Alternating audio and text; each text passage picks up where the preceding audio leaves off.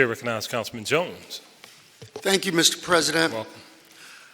Welcome.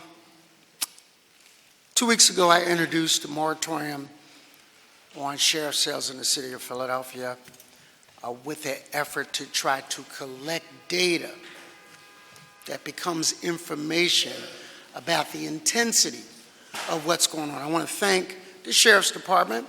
I want to thank the Revenue Department for helping me to gather that data and to share it with my colleagues. So I did a request for information about just municipal water and tax sheriff sales in my district. I cannot get the camera to come in on this information.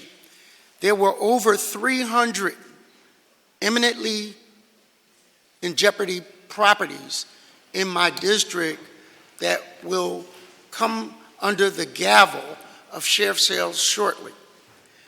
That wasn't the problem for me. If it was spread out evenly around my district, 150,000 people, that would be one thing. But if you can see this map, information becomes data. Data becomes information and becomes useful when you ask for it visually sometimes. So if you look at some of my poorest areas, which I will not identify publicly, there is an intense level of activity there. Some areas you're very familiar with because you gave them to me are equally in jeopardy of so many transactions in a month or a year that it will radically change the character of the neighborhood. So we need to get in front of this before we have vanishing historically significant neighborhoods and make sure that people have every opportunity to get in front of it. We all know that sometimes people can be in denial about their circumstances and running like an ostrich, put their head in the sand and just hope it goes away.